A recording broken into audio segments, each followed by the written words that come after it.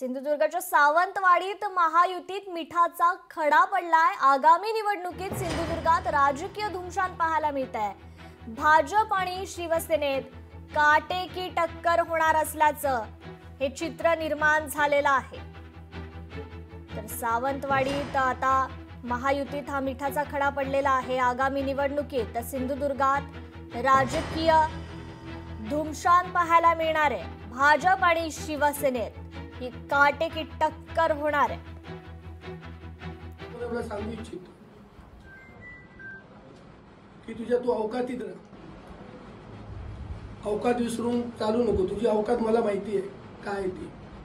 सातबारा बदलला इतपत सावंतवाडी शहरातली नागरिक बदलणं सोपं नाही।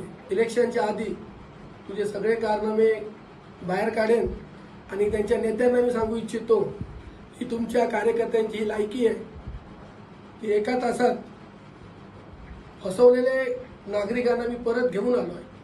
त्याच्यामुळे अशा तुमच्या कार्यकर्त्यांना उगाच पक्षाची हानी होईल आणि पक्षाची इज्जत जाईल एवढं या ठिकाणी मी सांगतो। सावंतवाडीचा बदल पाहिजे किंवा सावंतवाडीमध्ये काहीतरी नवीन पाहिजे। सावंतवाडीच्या तरुणांना दोन हातांना रोजगार मिळणं काळाची गरज आहे। त्यांना सगळ्यांना लक्षात आल्यानंतर ही सर्व तरुण मंडळी पुन्हा एकदा भारतीय जनता पार्टीकडे ओढ वाढलेला आहे आणि आजपर्यंतच्या इतिहासात या जिल्ह्याचे खासदार म्हणा आमदार म्हणा संपूर्ण यंत्रणा ही भाजपच्या बाजूने आजपर्यंत दिसली आणि पुढे सुद्धा भारतीय जनता पार्टी या नगरपालिकेवरती येणार याची खात्री आम्हाला आजपासून वाटायला सुरुवात झालेली आहे।